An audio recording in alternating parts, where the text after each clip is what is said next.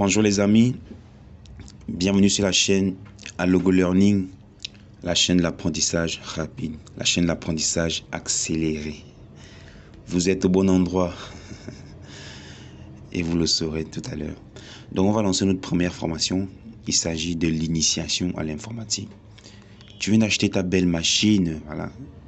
Ça doit être un HP, un Dell, Lenovo, un Acer, mais tu ne sais pas comment faire, n'est-ce pas? Tu ne sais pas par où commencer. Tu es un peu perdu, n'est-ce pas? Donc, ce que je vais faire dans cette formation, c'est aller étape par étape pour que tu aies la maîtrise parfaite de ton ordinateur. Donc, on ne va pas forcer, on va aller étape par étape, n'est-ce pas? Pour te permettre de maîtriser tout de suite. Voilà, de maîtriser tout de suite sans perdre de temps.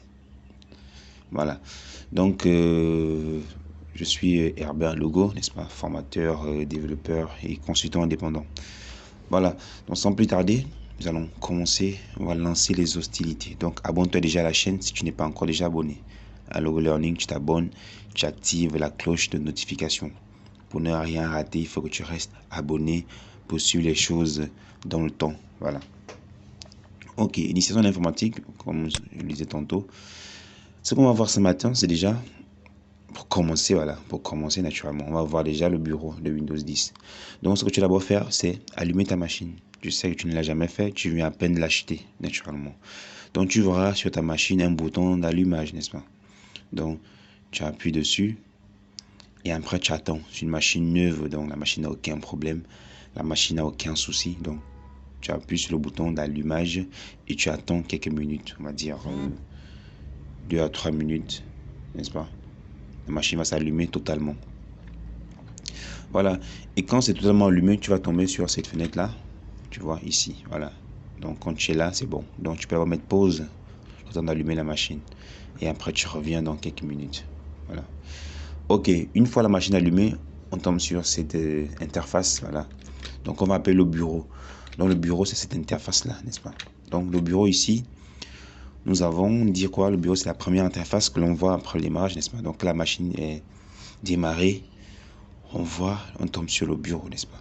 Donc, dans ce bureau, on a plusieurs éléments. On a les icônes, on a l'arrière-plan et on a la barre des tâches. Donc, allons-y voir de façon pratique, n'est-ce pas? Ici, on a des icônes, n'est-ce pas? On a ici l'icône de la corbeille, on a ici icône comptabilité, icône rapport, etc., etc. Vous voyez? Donc, les icônes ici, ça peut représenter beaucoup d'éléments. Ça peut représenter des logiciels. Vous voyez un peu ici, quand on voit la petite flèche là, il s'agit d'un raccourci de logiciel en réalité. Voilà. Ici, on voit cette espèce de dossier là-bas. C'est un dossier, naturellement. Le dossier jaune là, ce sont les dossiers de bureau. Les dossiers Windows, voilà. C'est dans ces dossiers-là qu'on va ranger les éléments. On va ranger, par exemple, d'autres dossiers. On va ranger nos fichiers, tout ce qu'on va créer, etc., etc. Et là, nous avons des fichiers. Vous voyez ici. Des fichiers. On a un fichier comptabilité, qui est un fichier Excel. On a ici fichier rapport, qui est un fichier Word. Donc, les icônes peuvent représenter des logiciels. Ça peut représenter des dossiers. Ça peut représenter des fichiers, naturellement. Ok. Donc, après les icônes, nous avons l'arrière-plan, n'est-ce pas? L'arrière-plan ici, vous voyez, là c'est l'arrière-plan. Vous allez mettre voilà, une photo la photo de votre famille, voilà, photo de paysage, etc. Donc, en fonction de vos humeurs, vous allez mettre voilà, ce qui vous semble, voilà, simplement. Donc, on va voir comment on fait pour changer cet arrière-plan-là, ou le fond d'écran si tu veux. Donc, après le fond d'écran, en bas, on a une barre. Cette barre-là, juste en bas ici, c'est la barre des tâches. Dans la barre des tâches ici, n'est-ce pas? C'est vraiment un élément essentiel, un élément clé des systèmes. Voilà, Windows. Nous sommes principalement dans un Windows ici.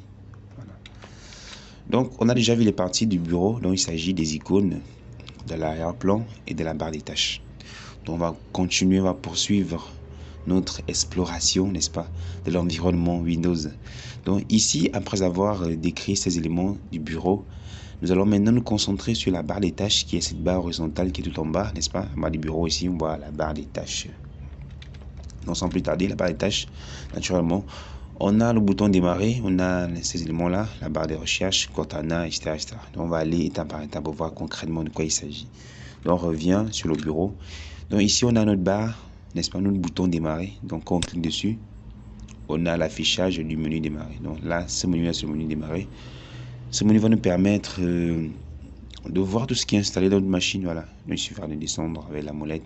On n'a pas encore utilisé la molette naturellement, donc on ne va pas descendre tout de suite. Donc voilà, donc tout ce qui est installé dans la machine, on peut le voir à travers ce menu-là, qui est le menu démarrer. Donc après ce menu démarrer, on a une barre de recherche ici. Cette barre de recherche-là va nous permettre un élément clé aussi, un élément essentiel. Ça va nous permettre de faire des recherches dans notre ordinateur. On pourra rechercher par exemple des dossiers, on pourra rechercher des fichiers, on pourra rechercher des logiciels, n'est-ce pas? Parfois on oublie l'emplacement des dossiers, par exemple, c'est plus là on a mis le dossier. C'est vrai, vous n'avez pas encore grand chose dans votre machine, mais au fil du temps, voilà, 3-4 ans plus tard, vous aurez beaucoup d'éléments dans la machine, beaucoup de fichiers, beaucoup de dossiers. Donc parfois vous pourrez perdre l'emplacement. Vous ne savez plus si vous l'avez créé sur le bureau, dans le document, dans un sous-dossier, etc. Donc pour ne pas perdre du temps, pour ne pas se prendre la tête, au niveau de la barre de recherche, on tape le nom. Voilà. Donc c'est simple, c'est aussi simple que ça, on tape le nom. On tape le nom au clavier. Par exemple, je vais rechercher Word, par exemple. Je tape Word, voilà. Tout de suite, le système retrouve Word et je peux le lancer si je veux. Ok, donc après cette barre de recherche, nous avons ici Cortana qui est l'assistant virtuel, n'est-ce pas? Donc il faut créer un compte, voilà, on se connecte, voilà. Donc l'assistant virtuel qui va vous aider dans vos recherches. Donc vous allez faire des recherches par commande vocale. C'est vraiment très très pratique, voilà.